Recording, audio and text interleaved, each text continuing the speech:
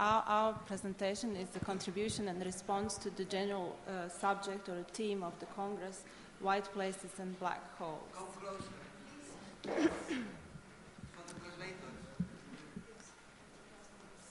In recent years, an impressive amount of scholarship has been undertaken on the unofficial art of the communist period, especially in regard to the neo-avant-garde art of the 1970s, but also increasingly evaluating the art of the 1980s.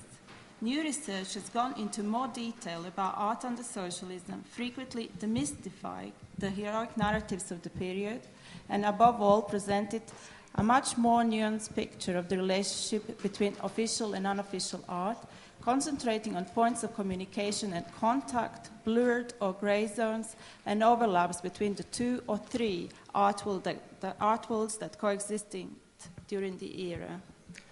So, nevertheless, post-1968 neo-avant-garde art scenes across Eastern Europe shared certain characteristics in relation to the official art world and the strategies with which they negotiated terrains of power.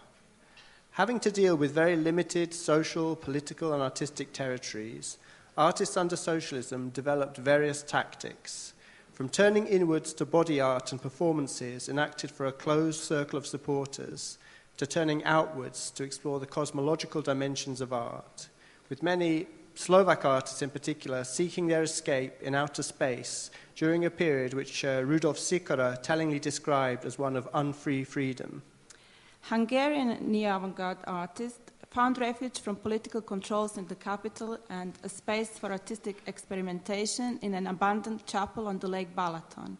In Hungary, typically of the nation's drive for invention, they complicated the spectrum between official and unofficial art by inventing three categories, the notorious 3 T's of supported, tolerated, and forbidden art. The forbidden clearly stood for the unofficial, and the artists responded with the proclamation, "Be forbidden." As Miklos Haraszti explained, if we are forbidden, then we'll do whatever we want. This was the spirit of the Balaton Boglar meetings, which also attracted a large number of the officials, although on duty and undercover. In Yugoslavia, where moderate modernism had long been accepted into the official canon, the tensions arose when the neo-avant-garde rejected the tenets of high modernism and critiqued the established art system. The Slovenian group OHO, whose one American member gave rise to countless speculations about CIA infiltration, totally won over the progressive art world and then simply decided to abandon the constrictions of conventional society and go completely unofficial, in the sense of founding a rural commune and living in isolation just at the moment of their international success. While it is tempting to idealize the situation of East European neo-avant-garde and their utopian quest for freedom of expression and action, their unconstrained creativity was born of necessity rather than choice. East European neo-avant-garde artists were forced to create spaces in which they could live according to their beliefs and worldviews. Precarious conditions forced subjects to, in theorist Felix Guattari's term, to obtain for themselves a bare minimum of existential territories. In this sense, the liberated zones that East European artists created could be understood as such existential territories. In contrast to the communist-era unofficial scene, which was defined in opposition to the ideological system of the socialist state, the unofficial art world of today's Eastern Europe exists in relation to the dominant national paradigm.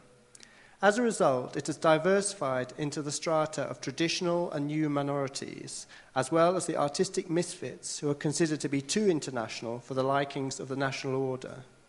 While during communism, the restriction on travel contained the unofficial art scene firmly within closed borders, today's tendency of too much travel is also not really to the liking of the gatekeepers of national culture.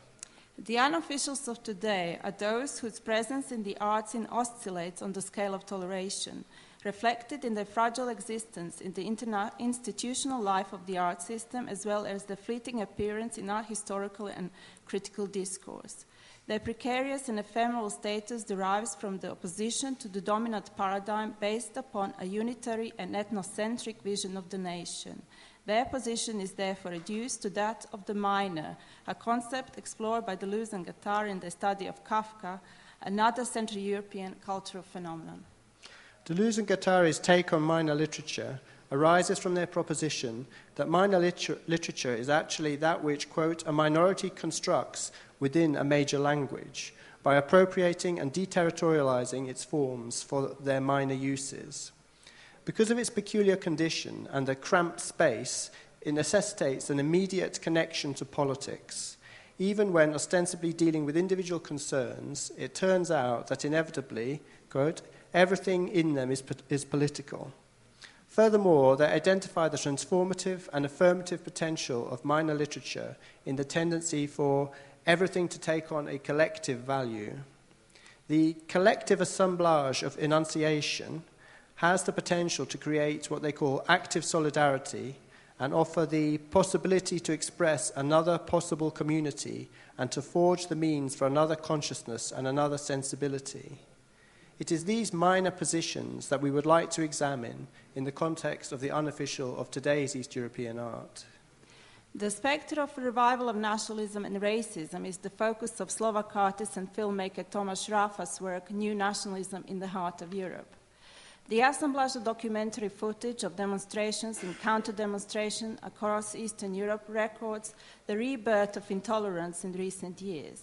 A symbolic testing ground for a current state of social tolerance could be sampled in gay pride parades, which Ráfa regularly documents in his films, depicting the sense of standoffs between freedom-loving revelers for gay rights and extremists' attempt to disrupt the celebration with insults and violence, while the forces of law and order hover somewhere in between.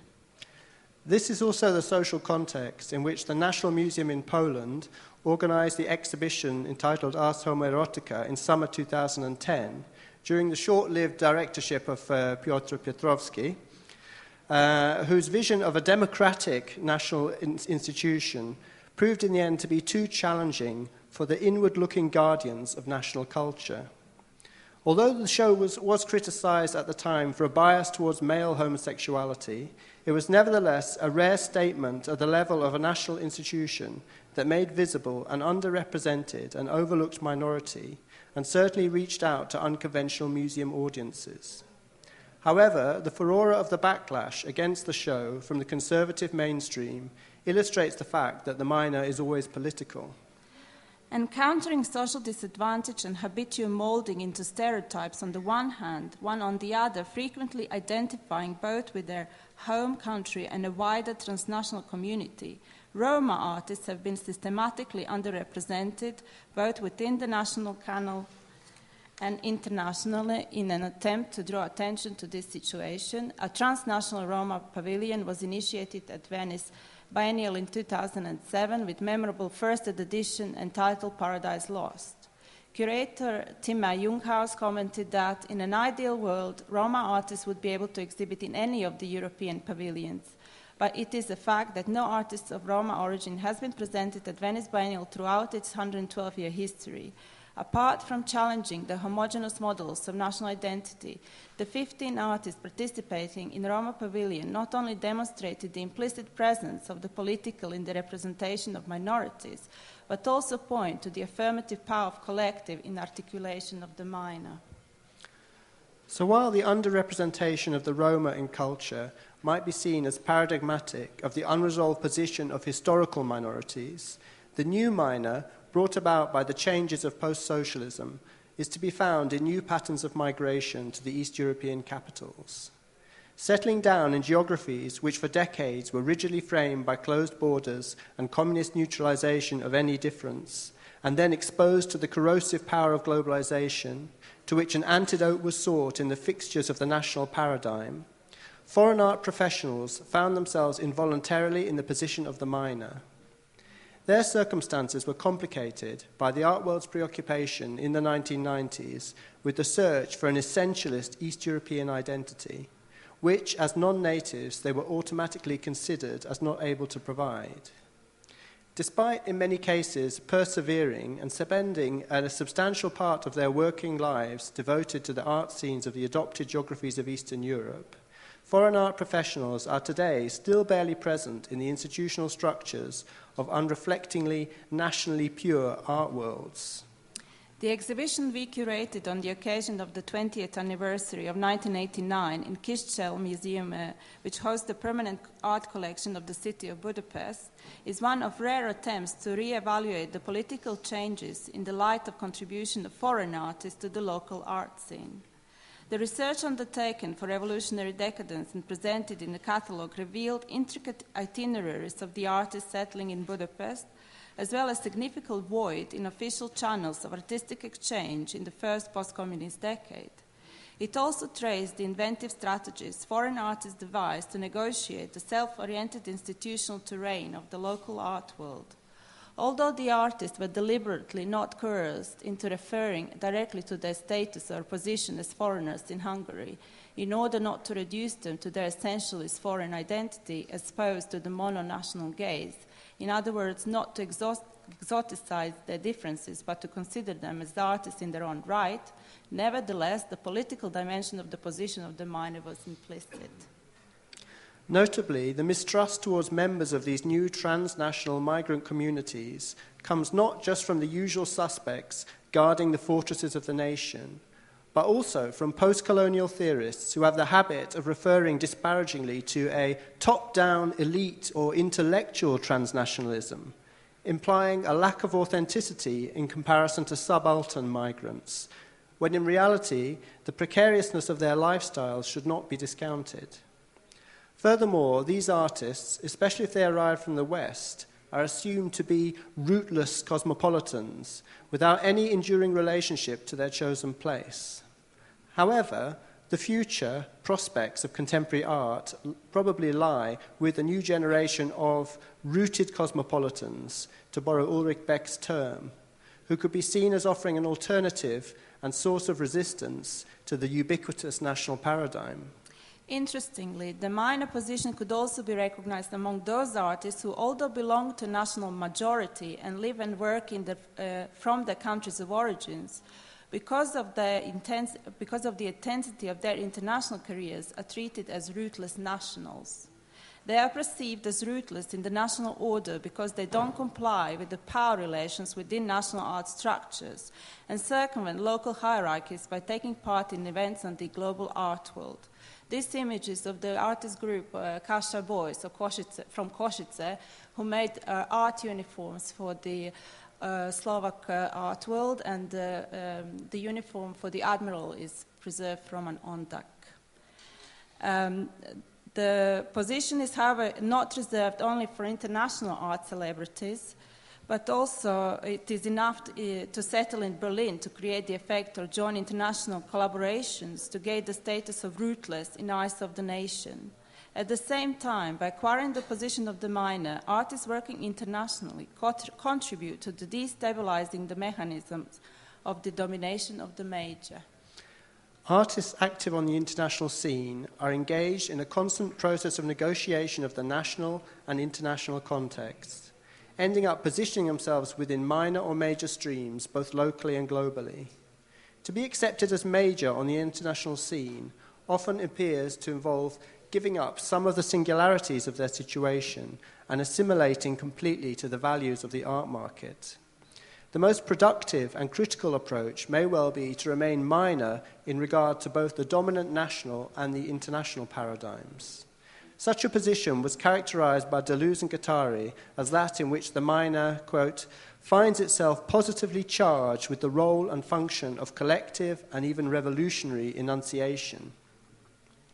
But what happens when a minor could be identified within a major of the same national order? This is the current situation in Hungary, where the national paradigm does not only imply to mechanisms of the nation states, but the imposition of an ultra-conservative and nationalistic ideology on the cultural scene. A noticeable tendency is visible towards the obliteration of the autonomy of the art world by creating a constitutionally embedded super-institution responsible for national culture, restructuring funding bodies, and sidelining professional etiquette. This has led to emergence of a sharp divide between the critical art scene and a resurgent official culture. Consequently, artists have tirelessly commented through their practice on the political developments in Hungary by exposing nationalist tendencies, subverting national stereotypes, and deconstructing official propaganda. However, for some artists, the situation in cultural policy and the political everyday has deteriorated to such an extent that they realized that it was not enough to depict or reflect on the situation in their work. They left their canvases and studios behind, and equipped with cameras, taking care not to neglect the documentary appeal of what they were doing, decided to take direct action. Most prominently, the group Free Artists have undertaken a campaign to draw attention to the threat posed to artistic autonomy posed by the newly established Hungarian Academy of Arts, the MMA. You can see their founding meeting here. And we can talk more about that. But one of their earliest actions involved disrupting a public meeting of the MMA with shouted slogans, banners and flyers, protesting against the exclusionary and reprehensible character of the institution and its intended role in cultural life. So in the middle is the Hungarian, one of the most prominent artists, Csaba Nemes, being hit by a folder and immediately also memorized in a drawing by another artist. So it immediately became an iconic image, jumped from Facebook and Index to becoming a drawing. The initiative that was most symbolic of the emergence of the category of new unofficial in Hungarian artistic life was the unprecedented decision by a diverse group of art professionals to occupy the Ludwig Museum. The movement of the Ludwig Stairs brought together artists, curators, critics, as well as gallerists and collectors of contemporary art to occupy the entrance of the space of the museum for a period of 12 days in May 2013 to demand autonomy, transparency, and accountability.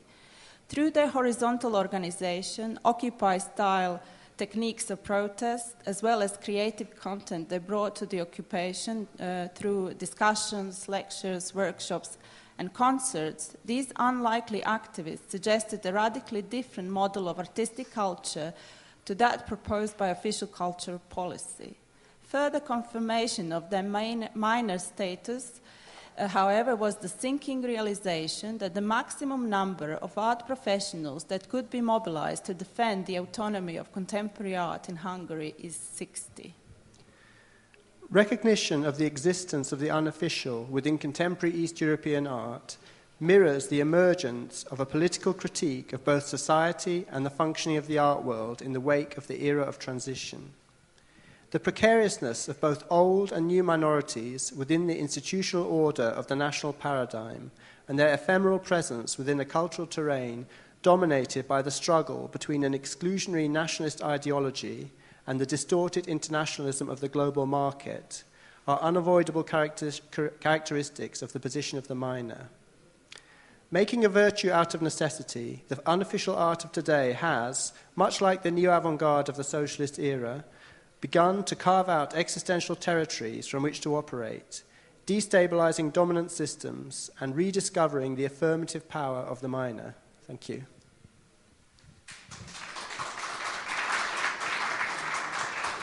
Thank you.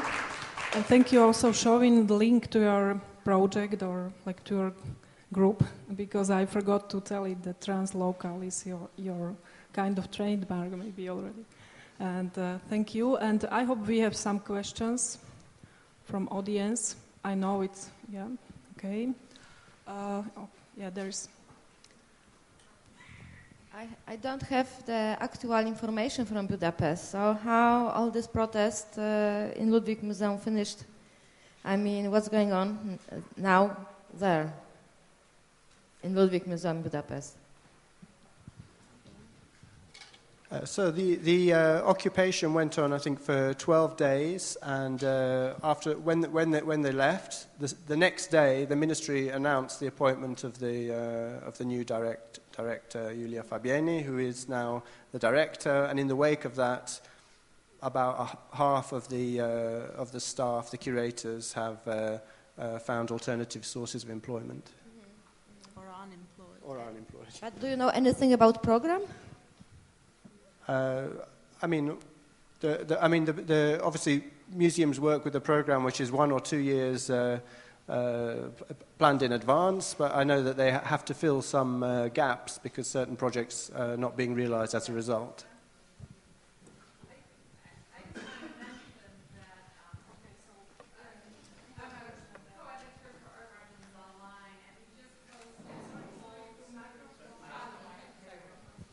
Hello, I'm Susan Snodgrass, and a co-editor for Art Margins Online, and I just wanted to say that we just posted a whole project connected to what they're talking about this conservative nationalistic backlash, in which actually Maja and Reuben interview the free artists. So anyway, it just to give you some more background to the questions that you were asking them. So anyway, I just encourage you to look at it.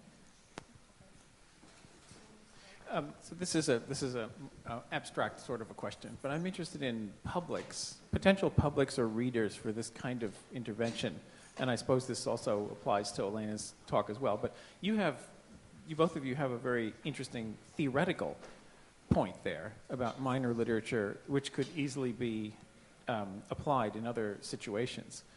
So when I think of potential readers, potential publics, or potential disciplines, I think if this were, say, an art history conference, there would be venues for that kind of contribution, which could find their way into histories, ideally.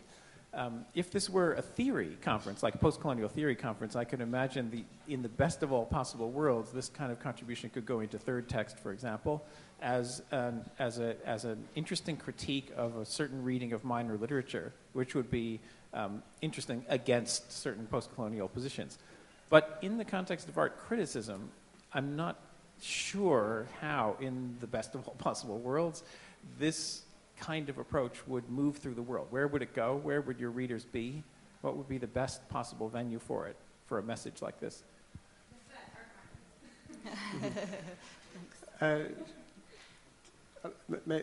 Maybe just to say that one context here is the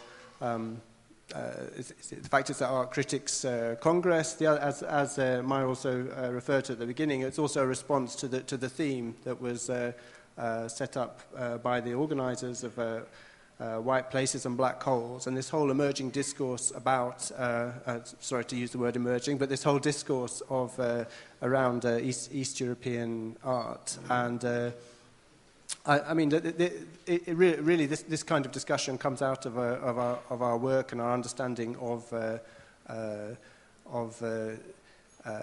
East European art, and how, just by trying to practice that, trying to study that, this is very much part of the debate that is going on at the moment around these issues.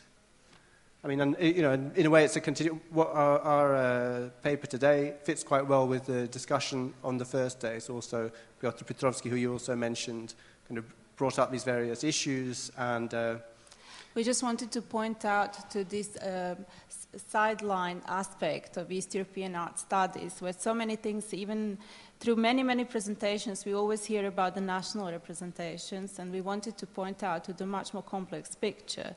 We talked about the unofficial of the socialist era, and we talked about guitarist existential territories concept, which comes from his Three Ecologies book and so on, which is very appropriate also today, where artists are carving their territories in the new global context. But the thing we decided to use minor is because, one, it is related to the Central European phenomenon of Kafka and the study of Kafka, and the other is because thinking simply in terms of official, unofficial, or terms of national or non-national is not necessarily going to get us further. So in this way, we thought that this is quite appropriate for this, just to bring these various different unofficials together by thinking of them in terms of the minor understanding that they are political, that there is a potential to collectivity in all these aspects and all these unofficials of East European today, and also thirdly to what is the third?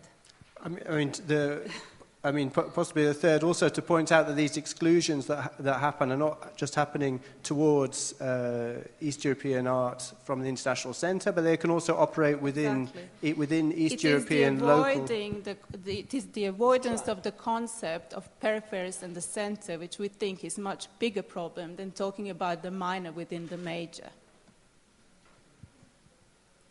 I have a microphone, but I have to say that part of a question I wanted to ask has just been answered, because my question is whether the new Unofficial is tied exclusively to Eastern Europe. And I have serious doubts about that. And would like to ask you how you feel about it. Because we are researchers in the art of the socialist era, we come to the Unofficial all the time, and it is a very, very powerful concept because of these liberated zones that the artists were forced to create for themselves in the time of socialism, and it created such excellent conditions for the art of the time. The art thrived. They were free to create in these terrible conditions they lived in, and I think that is an excellent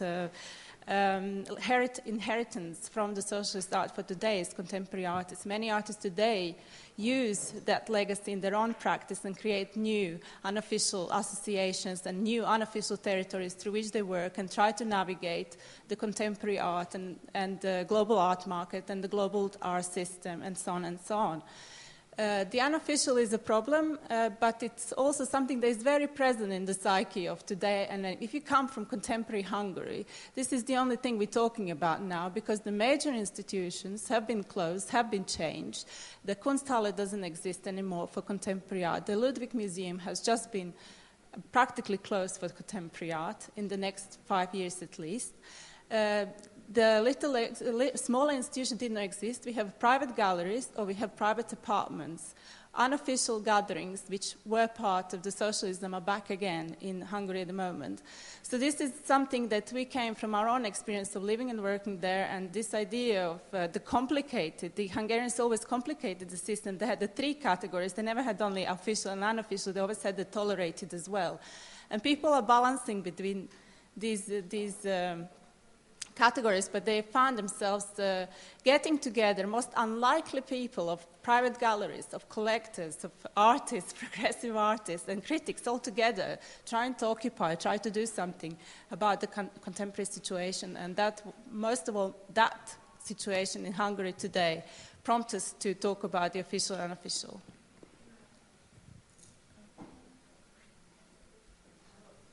Let me go. Wait. I thought it was interesting you use the word minor. You coined that term yourselves? Minor versus... We were borrowing or referring to the concept of the minor used by Deleuze and Guattari in their essay on minor literature. So we were applying this term used in theoretical and kind of literature studies, trying to see whether it resonates with the situation in the visual arts as well. Because I think it's interesting, you can also, minor as in mining and going deeper. And just could you speak briefly to professionalism in Eastern Europe or Hungary and specifically in the context of what you're talking about and what that means in the sense of this profession of the arts in Hungary seems to be at risk considering the local developments? You know, professionalism versus, you know, more a creative approach, you know, of the outsider in a sense. I think in this context, when we're talking about art professionals, that would also include that would somehow be a way of describing people who are genuinely interested in art and contemporary art, who are part of the art scene. So that's not just interested, but make a career out of it, that can make a living out of it. And it seems like that's at risk now in Hungary, but also that needs to be looked at in terms of the whole development and the structure of these art institutions in Eastern Europe and what it means to not have them anymore. I mean, this could be a new cycle which is forcing, you know, people to go and find other resources, to go inward more, not look outside as much. I mean, there could be some positive results, perhaps, of of these new developments. At the end, perhaps, I would like to concentrate on one side, perhaps matter.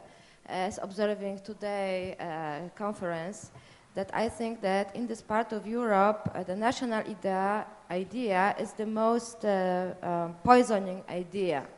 And any art history, any art critic, if we want to extract Ukrainian art, Slovak art, Czechish art, and so on, then always we receive an artificial image, because everything in this part is in relation, it is interrelated. And I like very much your lecture, and congratulations. Thank you.